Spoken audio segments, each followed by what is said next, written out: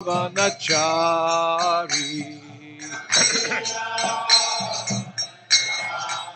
Yamunatira Vanachari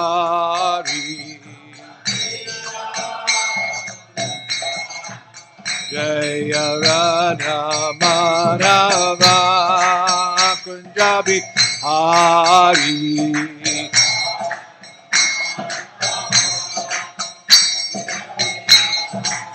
Jaya Radha Madhava Kunjabi Hari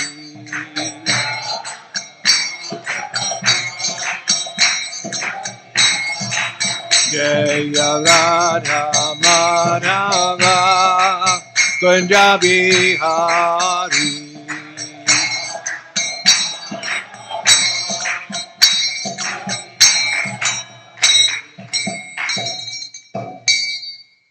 Jai Om Vishnupad Paramahamsa Prabhujakacharya Asto Tarasata Sri Srimad His Divine Grace Srila A.C. Bhaktivedanta Swami Srila Prabhupada Ki Jai Jai Om Vishnupad Paramahamsa Prabhujakacharya Asto Tarasata Sri Srimad His Divine Grace Srila Bhakti Siddhanta Saraswati Goswami Maharaj Prabhupada Ki Jai Ananta Koti Vaishnavrinda Ki Jai Sri Namacharya Srila Haridas Thakur Ki Jai Prayam Sikao Sri Krishna Chaitanya Prabhu Nityananda Sri Advaita Gadadhar Shivasari Gaur Bhakta Vrinda Ki Jai Sri Sri Radha Krishna Gopa Gopinath Shama Kunda Radha Kungiri Govardhan Ki Jai Sri Sri Gaur Nitai Ki Jai Srila Prabhupada Ki Jai Grantaraj Srimad Bhagavatam Ki Jai Gaur Premanande.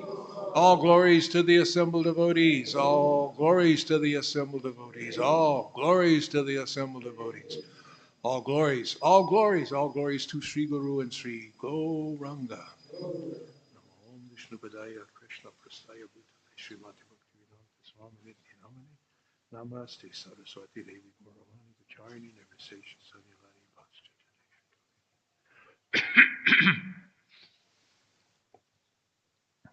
Om Namo Bhagavate Vasudevaya.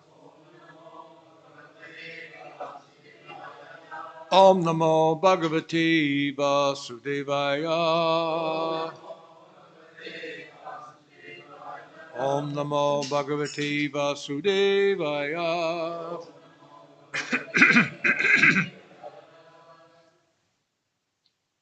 So good morning, everyone. Good to see you.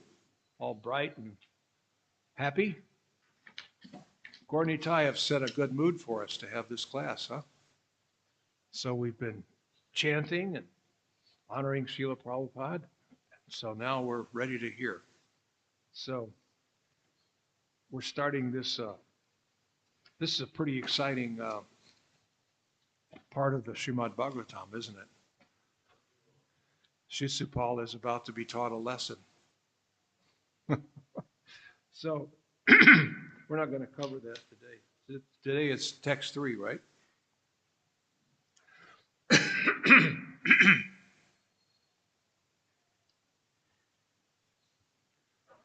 Sabhavan Aravindaksho Ninanam Ishamaninam Tate Nusanam Bhumams Tarayanta Vidam Banam Sri Bhavan Aravindaksho Ninanam Ishamaninam Tenusanam Bhumams Taratyanta Vibhambanam Sabhavan Aravindaksho Ninanami Shamaninam Tatenusanam Bhumams Atyanta Vidambaman Banam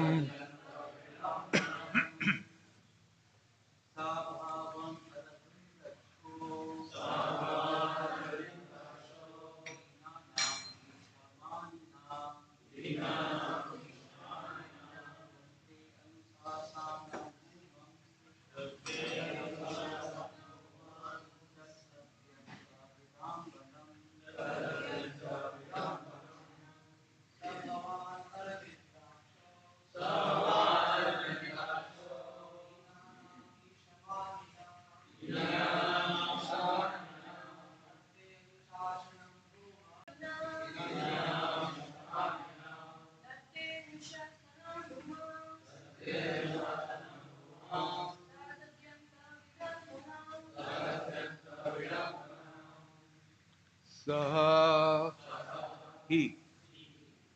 Bhavan. Yourself. Aravindaksha. Lotus-eyed Lord.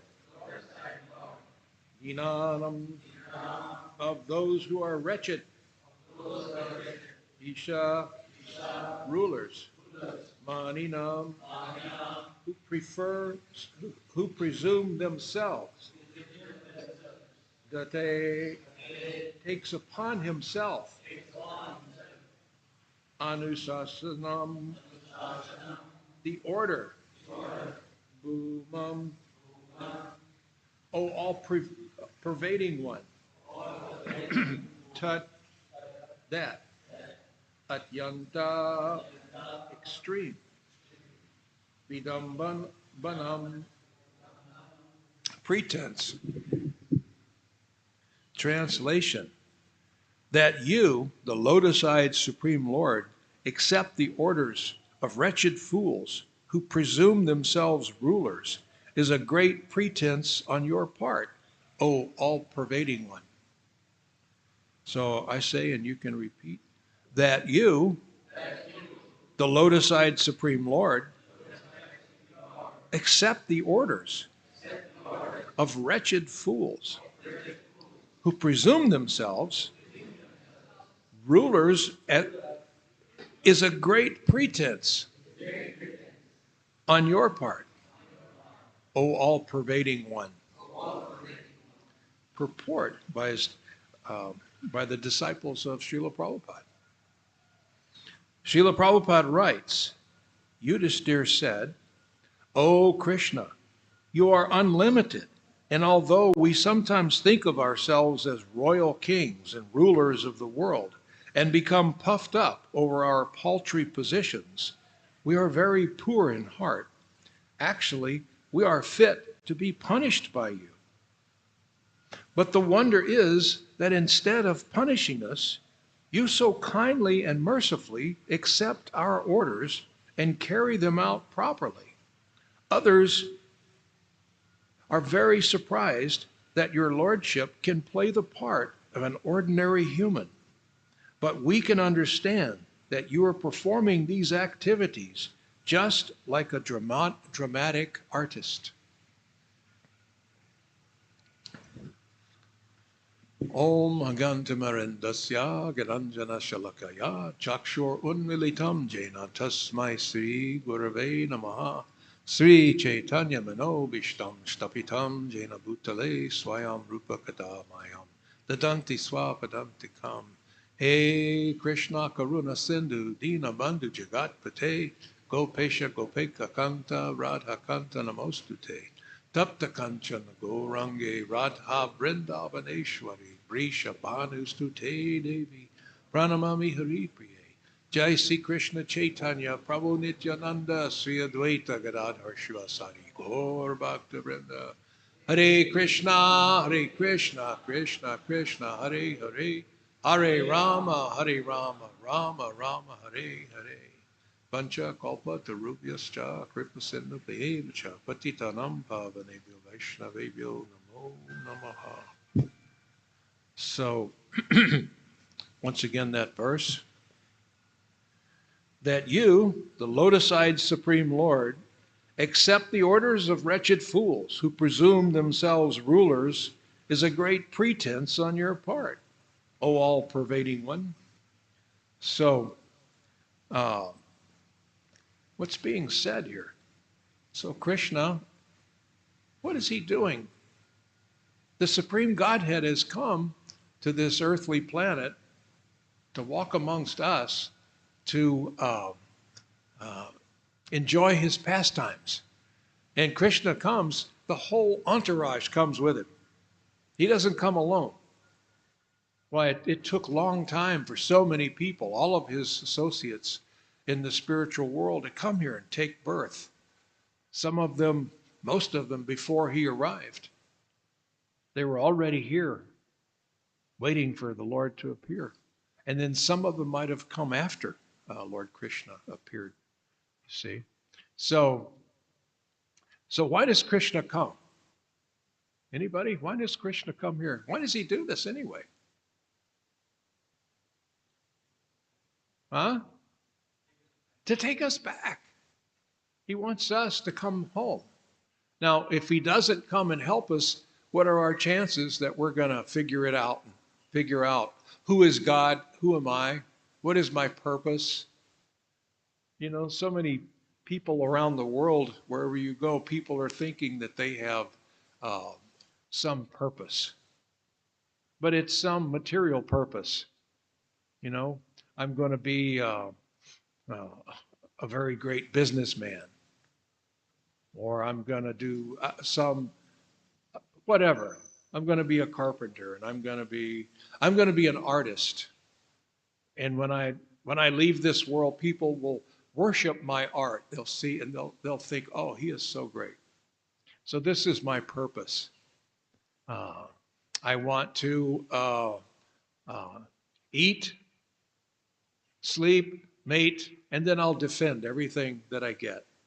If I find a proper mate, then I'll have to defend. If I get some money from my business, I'll have to defend it. I got to protect it. Whatever I get to eat, I have to protect that. Not only from people, but from rats and ants. And so it's this defense is always there. We have to do that. So we get so tangled up in acquiring things and then protecting those things and trying to enjoy those things. When does the common man ever have an opportunity to wonder, what is my real purpose? I mean, for me to figure out that I even have a purpose other than just eating, sleeping, mating, and defending, I need some help, right? Because we see that most of what people think their purpose is simply speculation.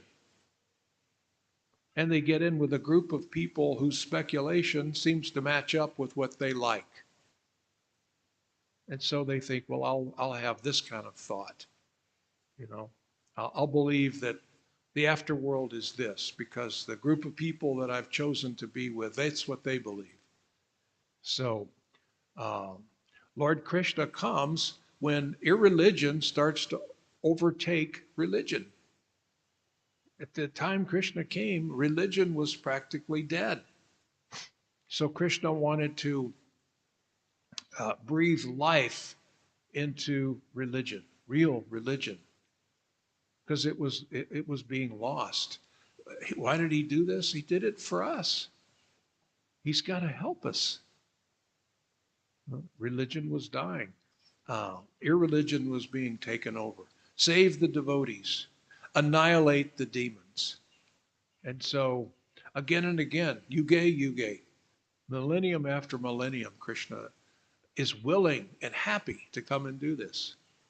But while he's here, he has other things that he wants to do. He wants to enjoy. This is his nature. Krishna wants to enjoy with his friends, his associates. They're here. He's going to enjoy with Radharani and the gopis and his friends. Arjuna is here. He's going to enjoy with Arjuna. They're going to serve you by Krishna's going to speak Bhagavad Gita. He's going to hear and ask perfect questions. Again and again, Krishna is willing to do this. Krishna comes and he demonstrates the proper someone who follows prescribed duties. I mean, does Krishna have to follow prescribed duties? Prescribed duties come from him. He doesn't have to. He could come here and just tell us, you have to do prescribed duties. And you may think, well, what are they? So Krishna comes, and as it says here in the verse, he's like a dramatic actor. You know, he's acting a part. So the kings of the earth, they're telling Krishna, here's my instruction, do this. Krishna's, yes, I will. Let me show you how someone follows instruction. Krishna demonstrates. He actually gives us a path to follow. To do like I'm doing. So So Krishna is acting this part of an ordinary human being. So he does many acting roles, doesn't he? I mean, he's Mother Yashoda's naughty boy. Now, is that an act that he's doing? Is this an act? No, there really is this personality of Damodar. That personality really exists. Now you can say, but it's the Supreme Godhead, and he's pretending to be a naughty boy, but because Krishna is doing it, it's real. There is Damodar. Now you can say, no, but he's the Supreme Godhead. He is the Supreme Godhead, but at the same time, he is a naughty boy. And he needs a spanking. And so this is his loving relationship that he's having with Mother Yashoda. He needs a spanking. He did it on purpose. He was a naughty boy. I'm going to enjoy everyone's butter. I'm going to steal my mother's butter, and I'm going to go next door and steal the butter over there. Then I'm going to go down the street, and I'm going to steal their butter. I'm going to have fun. Me, Balaram, and the monkeys, we're going to enjoy the butter. And so he knows that Mother Yashoda is going to come after him with a whipping stick. He wants to taste this. There really is a Damodar. You see? So is this Damodar temporary? No. This is one of the many aspects of the Supreme, you see. So he is a dramatic actor, no doubt, but we can see that whenever he acts, it is real. He is the obedient Krishna.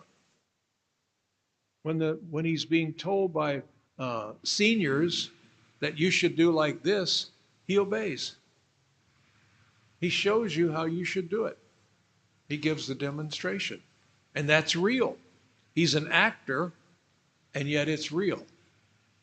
So in the material world, when we go to a play or a movie, the people who are acting, they may be acting some role, but it's not real. You see? They may, on the screen, they may be a romantic actor, a romantic personality, or a hero, you know, a heroic warrior in their movie. But then off the movie, they're just a drug addict and a drunkard, you know.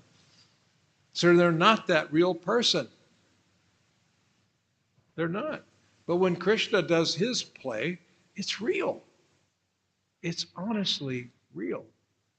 So everything Krishna does is real. It's real because he does it. Reality comes from Krishna. Krishna is reality.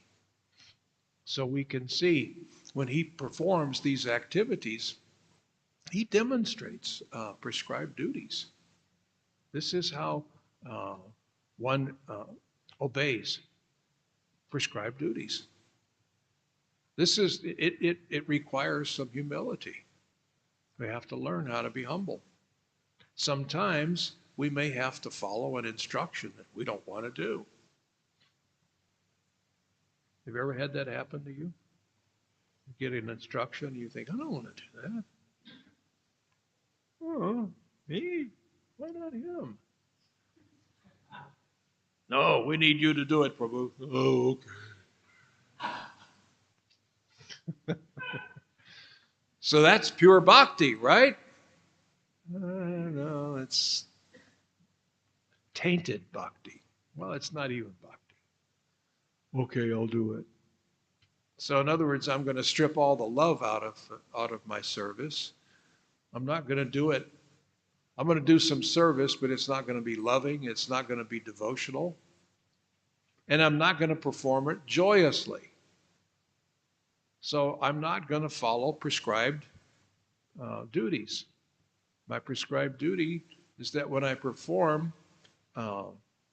devotional service, first of all, it has to be devotional, it should be loving, and it should be performed joyously. Now, but if I don't want to do this, then how do I put the joy into it? I do it as an offering of love to Guru and Krishna. Now that's kind of loving, isn't it? I'm going to do something, my dear Guru, that if it wasn't for you, I wouldn't do this. I'm doing it to please you. I'm doing it because I know you want me to do it. So therefore, it gives me joy to do it for you. But if it wasn't for you, I wouldn't do this. I'm not doing this for my gratification. I'm doing this for the gratification of Guru and Krishna and the assembled devotees and all living entities. So now we're in the realm of bhakti. Bhakti is like this, isn't it? So how do we sometimes, people ask me, how do I, when I travel around, some people say, I want to talk about my service. And I think, oh, here we go. Here we go. So I'm not really happy with my service. Well, is your service to make you happy? If it is, we've got a problem. But if your service is to please the Supreme Lord, if the service is to please Guru, now we've got something we can work with. You see, I'm not doing this for me. I'm doing it for Guru and Krishna. I'm doing it for the welfare of the assembled Vaishnavas, for all people, for all living entities. I'm making this offering because I want to please Guru and Krishna. And so now I'm in the realm of bhakti. And when I do something in that realm of bhakti, it gives me great pleasure, even though I'm doing something that I wouldn't want to do otherwise. Does that make any sense? So sometimes we have to struggle with that, don't we? We have to be like soldiers. The soldier is given an order. You take those men and you go over there. Sir, yes, sir. Because you're part of the mission, you see. It's not like you have a group of soldiers and they have a mission, except every soldier has his own mission. How's that going to work, huh? Everyone has their own mission. You can't function like that, right? We all have to have that same mission. Now, within that same mission, I may have a duty, you may have a duty, you may have a duty, and it's probably going to be something that I normally wouldn't be doing if I didn't have this mission. But I'm committed to my mission. So therefore, I'm going to be like an actor. But it's going to be real. I'm going to act like I'm a servant of Guru and Krishna. I didn't really want to. But this is part of the mission. You've given me this service, so I'll do this. Yes, I'll clean that room, or I'll do this, whatever. I'll cut up sabji. You know, if it wasn't for the mission, I wouldn't be in the kitchen cutting sabji, or I wouldn't be cleaning the floor. Who wants to clean the floor? You see? But since you've given me this service, I'm thankful. Now I can do something not for my gratification, but for the gratification of Gaur Nitai. I'll clean their beautiful temple room. You see? So we have to think like this. Sometimes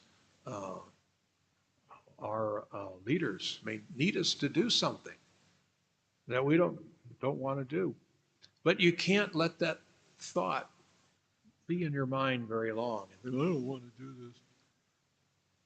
It's okay to think, oh man, I don't want to do this, but I will do it, and I'll do it very well. Because I love you, my dear Lord, my dear Guru, my dear fellow devotees. I love you. So, because I love you, I want to do something for you, not for me. The best way to do that is to do something for you that I wouldn't want to do, right? Does this make any sense? We may sometimes get a service that in the beginning we don't want to do. I remember one time I was given the position of the traveling Sankirtan leader, and I didn't want to do it. I had to go way across the country and stay gone for a long time, and I wanted to be home with my family. So I didn't want to do it at first, but I did it, and I decided I'm going to do it very well. And it was very rewarding. It was a very wonderful service. And I'm really glad that I did it, you see. But I wouldn't have done it if I wasn't doing this as an offering to Srila Prabhupada and Lord Chaitanya's mission. They needed somebody to do it. And the leaders felt like, you're the man. You are the man to do this. Okay, I surrender. I'll do it. And it was glorious. It was wonderful. So I'm sure all of you have had experiences like this. So maybe in the beginning, you may start out as a dramatic actor. You know, you're pretending that I'm doing this service. Oh, this is very good. Are you enjoying your new service? Yes, the service is very good.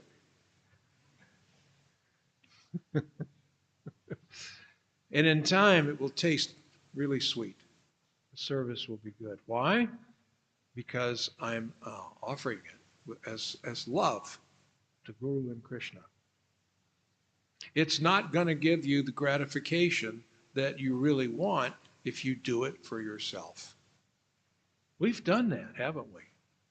Have you ever done anything for yourself? Like maybe all of our lives we've done, maybe all of our billions of lives we've been doing things for our own gratification forever. For so long, it's practically like an eternity, isn't it? How long have we been in this material world? We don't know. But it's so long that there's not a number big enough to tell you how many years you've been trapped in this material world. Materially wise, it's okay to say, I've been here for eternity, because it's been like that. In the spiritual world, though, how long have you been gone? You've been in this material world. You left Krishna and you came to this material world, and you've been here for an eternity.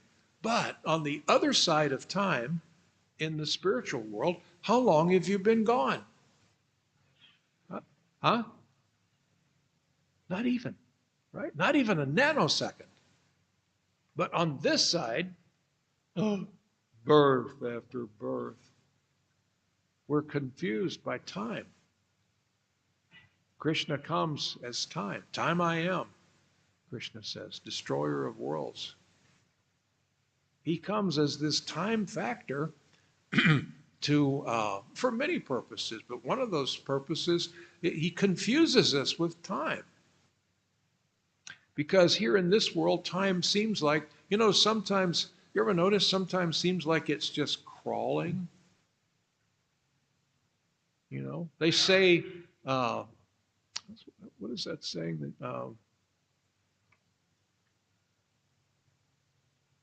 When you're having a good time, it seems like it goes fast. Isn't it? What is it? Time flies when you're having fun. Have you heard that saying? Time flies when you're having fun. It's like that. On the other hand, when you're not having fun, time seems to go slow. You're like, oh gosh, will this day ever end? So it's confusing. We identify with this body, which means we're identifying with this world as some real thing. So we accept this passing of time. If you really get involved in your service to Guru and Krishna, many years go by and you don't notice it. What is it Lord Chaitanya says? That in separation from Krishna, 1 second seems like 12 years. Huh? Yeah. And Giridhari Maharaj, we were talking a few years ago at the SGGS meeting. And I was talking like that. Yeah, it seems like 12 years. 1 minute can seem like 12 years. And he said, and yes, when you're with someone that you love and you really enjoy their loving association, 12 years can seem like 1 moment. Is that right? So, away in separation, 1 minute seems like 12 years. When we're together in love, 12 years can seem like 1 moment. Because it's time to go. Oh, do you have to leave already? Oh, we've only been together for, what is it now? Let me see. 12 years. So then they go away and they're gone for a minute, but it seems like 12 years. You see? So this is when you add that ingredient of love, it changes time, doesn't it? It changes the passing of time.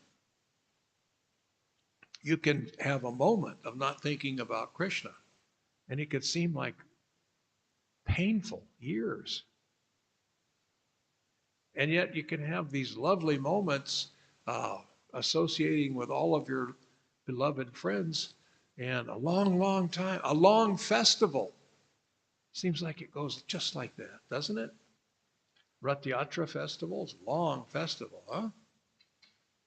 And when it's over, it seems like it was just like that. It took weeks to prepare. It'll take weeks to tear it down. And then when it passes, wow, it was just like that. You see? So this is when we're offering something selflessly, when we're thinking about the benefit and the happiness of our beloved Guru, Krishna, the assembled devotees. When you're thinking of the welfare of others, there's a sweetness to that. Whenever you're thinking about the welfare and the gratification of yourself, then it gets to be a little tainted, doesn't it? It always ends up with some anxiety. No matter what you get, it doesn't seem like it was enough. I didn't get my fair share. I wanted more. But when you're giving in love, you feel like I never gave enough. I should have given more. This is we were talking about this the other night, weren't we, about this? Love sometimes has some pain to it. It's perceived pain. Why? It's because I care. Jai Sisi Gorni.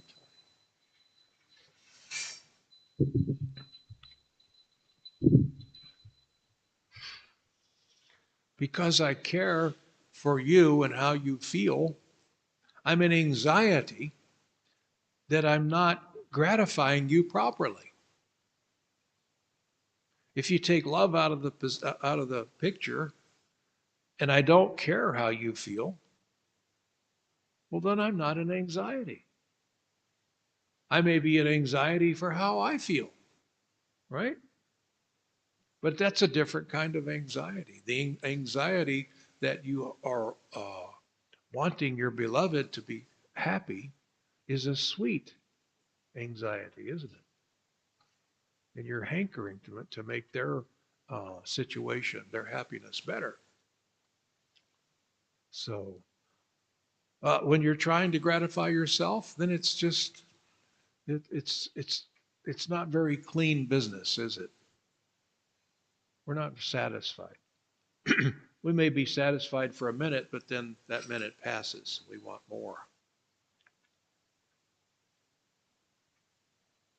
So Krishna is demonstrating. He's showing us. How can he do this, though? How can Krishna, the Supreme Godhead, how can he do such a good job of convincing many, many people that he's just an ordinary guy? Why would he do that? I mean, can you think about it? How many times do you see a leader, a president or a prime minister, and they're really doing a good job of convincing you that they're just an ordinary person? Have you ever witnessed that? No. They may be putting on some some false act that, well, I'm just a regular guy like you, but you know that's just phony. You don't feel that way. And yet Krishna can convince people that he's just an ordinary human being. It's because he's not attached. He doesn't have any false ego. Krishna doesn't have false ego. He doesn't have to prove to you that he's God. He doesn't have to prove to himself that he's God. Krishna can be an ordinary guy. And it doesn't bother him. He doesn't think, hey, you're not thinking of me as God. Oh boy, you're in trouble. You're in trouble. Whoa, it's hell for you.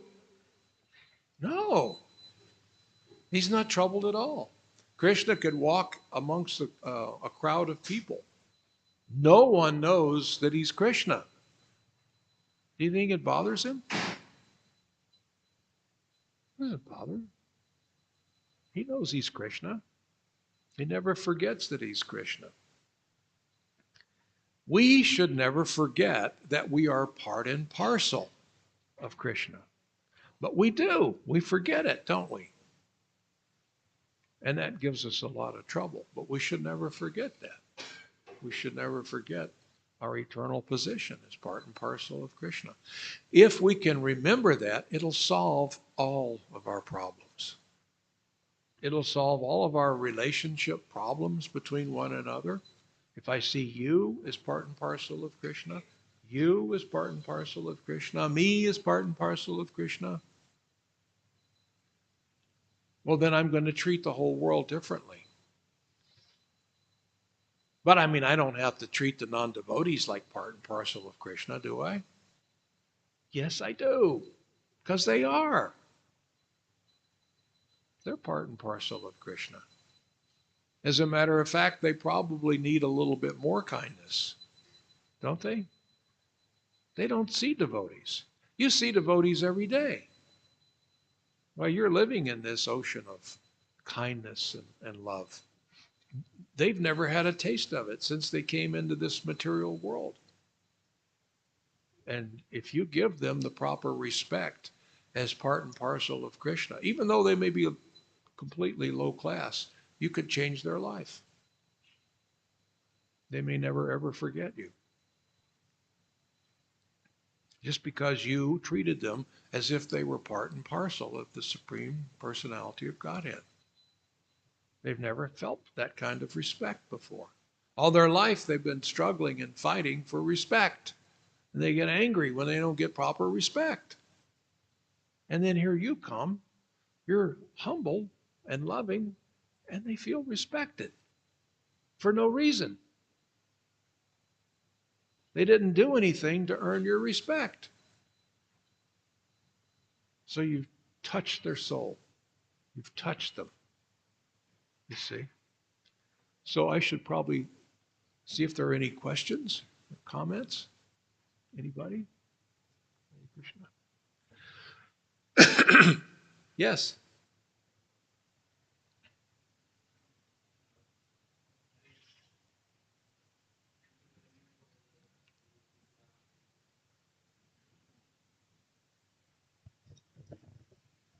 Hare Krishna. Hare Krishna. I wanted to ask that we understand the principles sometimes, but there's a lot of lethargy, a lot of laziness to apply them very duly in life, and we get carried away by our inertia of how we are. So, what can we do to work with our lethargy? That's a good question. Um, in the beginning, until it becomes habit for us, let's think of the consequences. You know, like you may have to teach a child. Um, you get a spanking if you do this. Or a dog. You know, if a dog tries to come in the house, you may hit it. No. But until he learns, I can't do that. So we may have to, the dog realizes there's some consequences if I try to go in the house. I'm not allowed in there. So they'll tap me with something. A child knows maybe if I do this, the father will. So, so then we have to tell ourselves, if I have this lethargic attitude, the consequences are going to be that I'm not going to be happy. This is going to cause me distress. I mean, lethargy never really gives us any reward, does it? And ultimately, you're going to feel guilty, you know, or at least we should, you see. So, in the beginning, let's think of the consequences. If I don't do my prescribed duties, then I'm somehow going to get it. There's going to be I'm going to try to avoid my prescribed duties for some gratification. But that gratification may come, it may be a little taste of gratification, but it's going to be followed by some consequence. So it's just like be good to yourself. Be good to you. You want people to be good to you? Well, then show them how. Be good to yourself. Why should I be good to you if you're not good to yourself? If you're making uh, poor decisions for your well-being, it's hard to help you. It's hard. It's hard to get your attention. And that's what a lot of us do. We make poor decisions for ourselves, for our own benefit. Have we noticed that? Why, most of the time, when we're trying to help people, it's because they made poor decisions for themselves. They got themselves into some jam, you know. So we have to think like that. And then after a while, in a short time, it'll become habit. This will be the way we think. We won't have to remind ourselves of the consequences. And nor will we try to do our prescribed duties for some reward. The reward is Krishna's happy. That's a big reward. When Krishna is happy, the whole world is happy. Everyone benefits from it. If you give love to Krishna, I was reading the other day, Prabhupada said, if you give love to Krishna, it's like putting water on the root of the tree. You're giving love to all living entities. All living entities benefit. If you can learn to love Krishna, what does that make you? It makes you a loving person. Loving people are lovable, right? This is just logic. People who are not very loving, they're not very lovable, are they? You got to try to love them. You got to look and see if there's some good point that you can find lovable about them, because they're not lovable. They're not loving. If you're a loving person, people will see you as lovable. One time, someone asked Srila Prabhupada, one of my godbrothers said to Prabhupada, Prabhupada, wherever you go, everybody loves you. Why does everyone love you, Prabhupada? And Prabhupada quickly said, because I love everybody. That's true. This is absolutely true. Prabhupada loved everybody. And so everybody that met Prabhupada felt he's so lovable. So many people, when they first saw Prabhupada, they said that. They would walk away and you'd hear people, what did you think of that Swami? He was so lovable. Many people would say, I just wanted to hug him. Many people said that about him. I just wanted to hug him. He's just so huggable, you know. It's because he's loving. He loves everyone. If you can learn to love Krishna a little bit, you can learn to love everyone a little bit. If you learn to love Krishna a lot, you'll learn to love everyone a lot. So is that a good answer?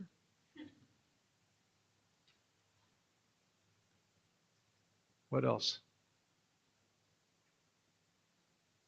You don't have a question? Usually you have a question.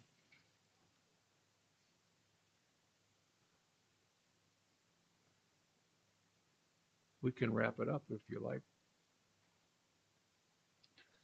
It's good to be back. I'm sorry that I'm coming through town so quick. I'll be back in January, and I'll spend a little bit more time. We'll have another brahmachari meeting. That was fun, wasn't it? Everyone's going to wonder, what do they talk about in those brahmachari meetings? But we don't tell. So, okay, thank you. Yeah.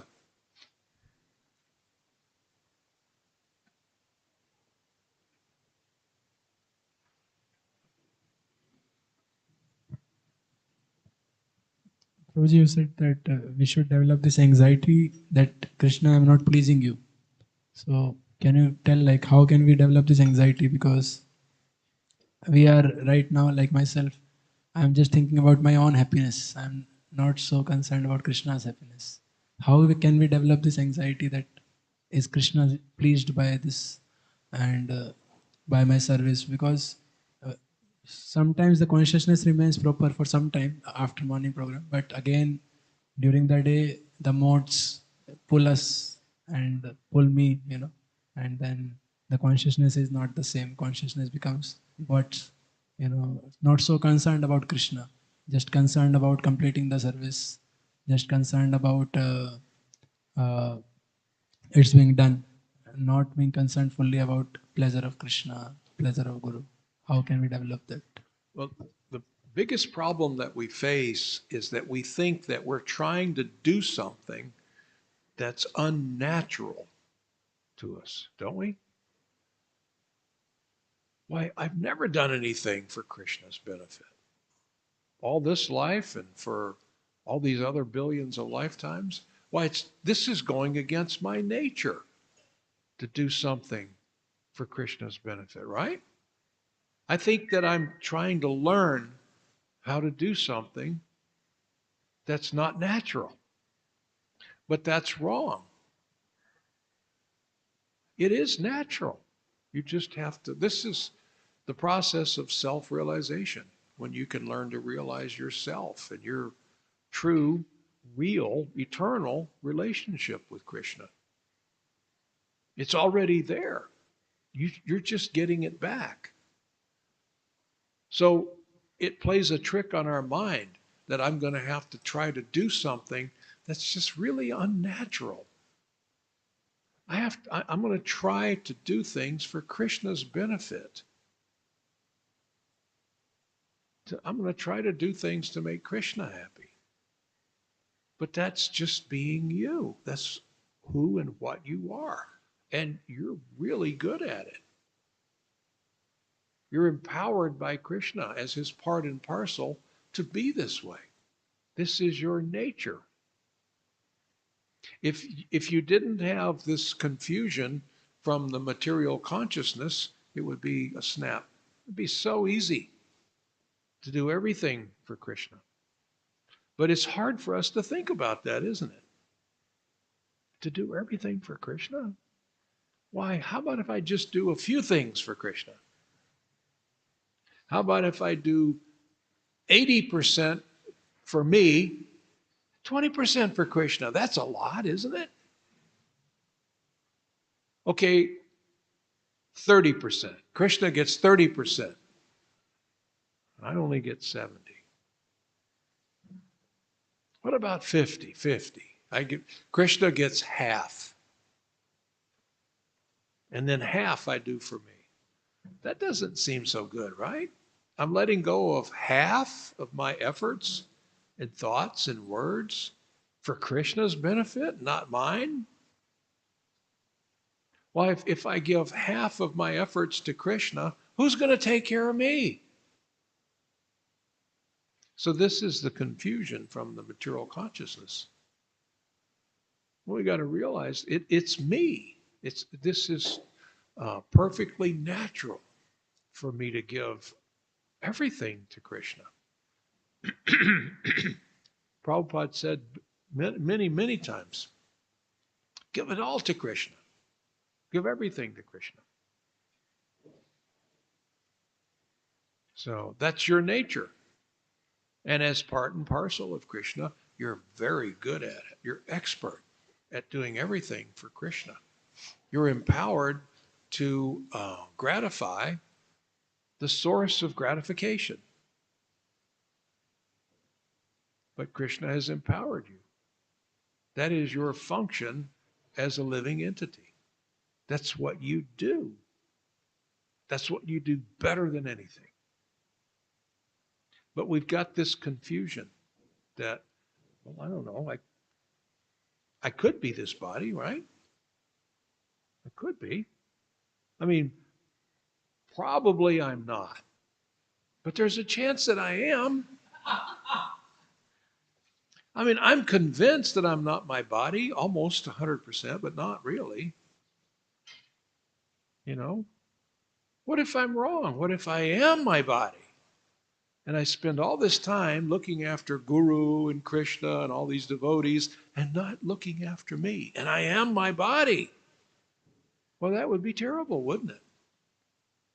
And then at the time of death, I'll be lamenting, why didn't I take care of my body better? Why didn't I do things for me? The materially conditioned soul may think like that.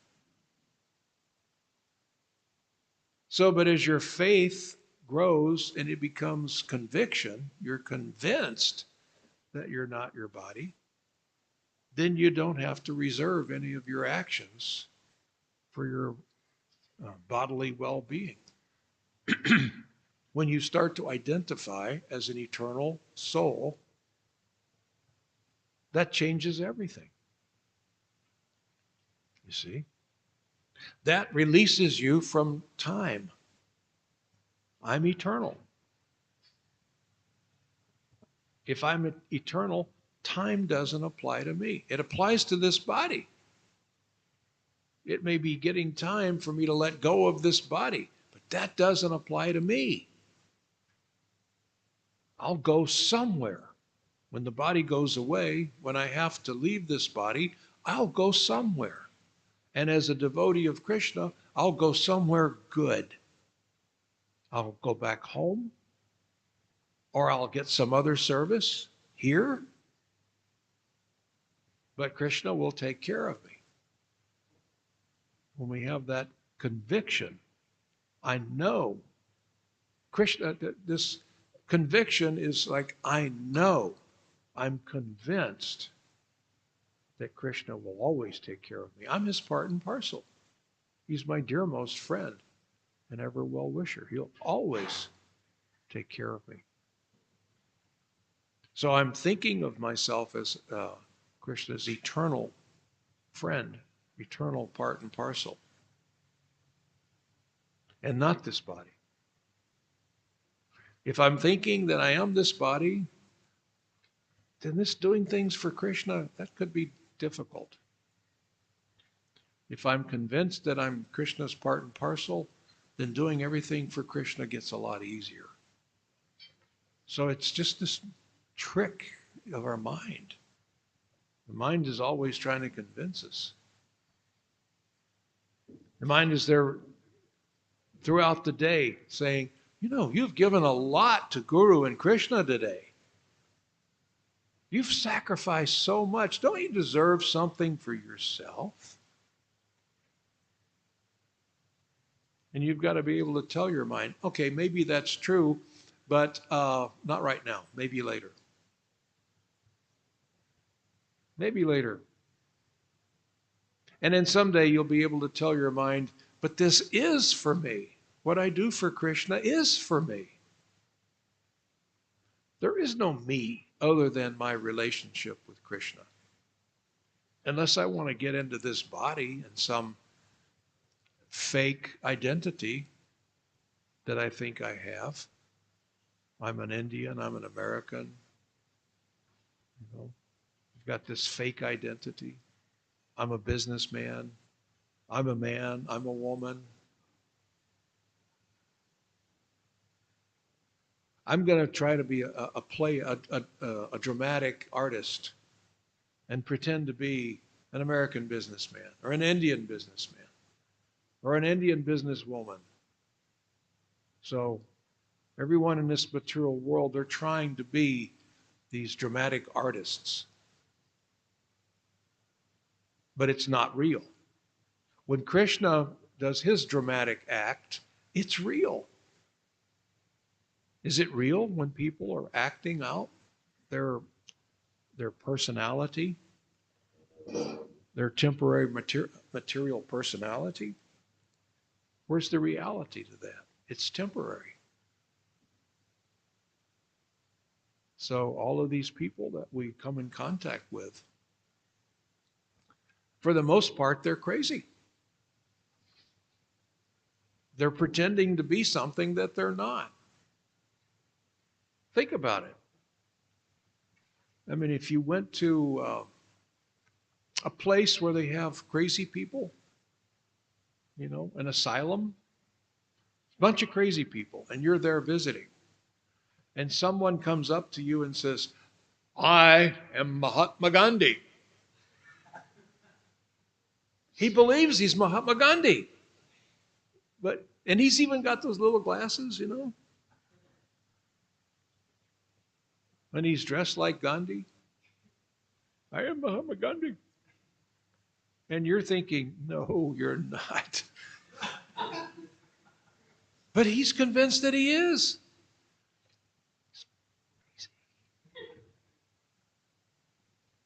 So what about the people outside of the asylum? Hello, I'm a successful businessman. No, you're not. You're part and parcel of Krishna. You're acting. You've created this persona. You have created this. And through your karma, you've been awarded. So you went to school, you got an education, and now you're making money, and you're convinced that you're a businessman. But I'm a devotee of Krishna, and I know that you're just a part and parcel of Krishna, like me, like all the rest of us. So when you're around crazy people, you can't be crazy like them. You've got to remain sane. At least some, if you're in a whole room of crazy people, at least one of you should be sane. You see? So that means always remember, I'm part and parcel of Krishna. Don't let yourself forget that. It'll help you through all kinds of distress and troubles that you come across during the day. Is that all right? Okay, anything else? Yes.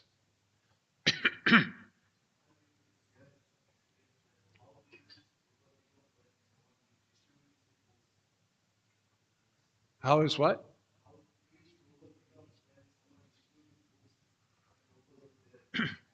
Oh, he was always ecstatic.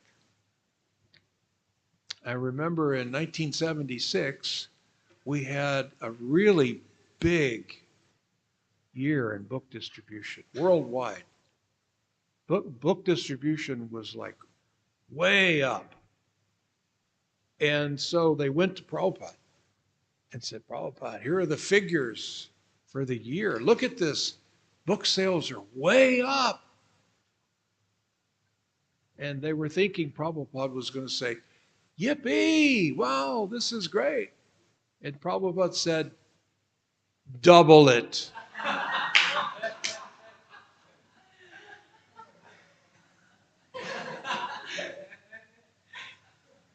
The devotees were thinking Prabhupada's going to say, oh, you've worked so hard. Why, you worked so hard this year of 1976. Why don't you take a vacation? Take it easy this year. No, Prabhupada immediately double it. So we printed a bunch of these pins that said double it. And all the devotees were wearing pins. Double it. On their bead bag, there was a pin that said, double it, double it, double it. So Prabhupada demonstrated the importance to us of book distribution.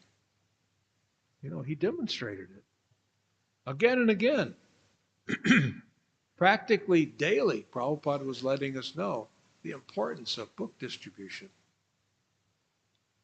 And along with that, there's an equal importance of book reading.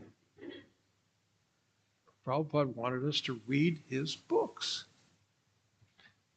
It's like all the information that there is to be had of any value is in Prabhupada's books. And so if you have information that you've learned outside of Prabhupada's books, what is the value of that information? It may help you make money. That money may help you get a better car, find a better mate, but where's the benefit? You don't know this knowledge if you don't read. So if someone doesn't have knowledge, then they should remain silent, shouldn't they? So if you don't read Prabhupada's books, you don't have anything to say, anything worthwhile, anything that can help the world or you or anyone around you. So for your benefit and for the benefit of every soul that you touch, you need to become very familiar with Prabhupada's books. If you read Prabhupada's books, that will make you want to distribute them even more. And it'll make you want to preach. You have all this knowledge, you want it to come out of your mouth. I remember Bhurijan Prabhu, back in the 70s, I was at Gita Nagari, our farm community in Pennsylvania. And Bhurijan Prabhu was there, and he was saying, he's from New York. You know how they talk in New York? And he was saying, you can't put garbage in your head. You can't have nonsense, garbage go into your head. Because if garbage goes into your head, garbage comes out of your mouth. You put nonsense in your head, nonsense will come out of your mouth. Do we notice that from people who don't read Prabhupada's books? Non-devotees? They don't have anything of any value to say. It's boring, isn't it, to listen to them?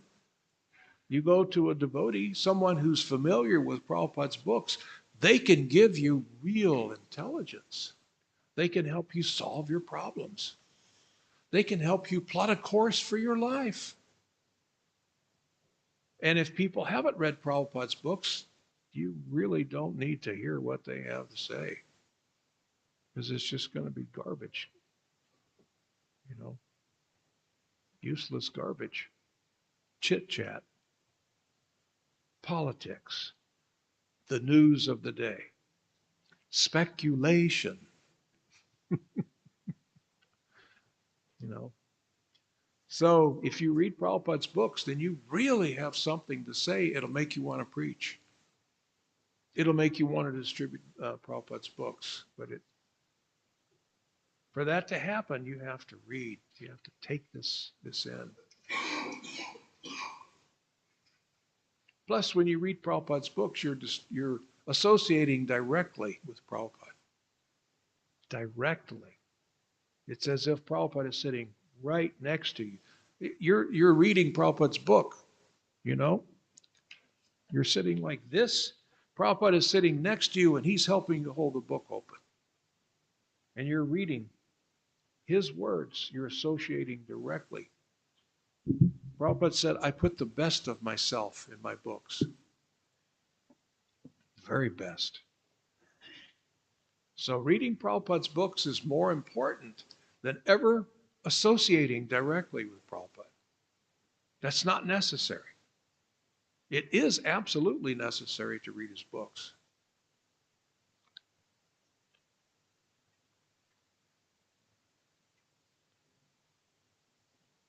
Anything else? Right. All glories to Srila Prabhupada. Hare Krishna.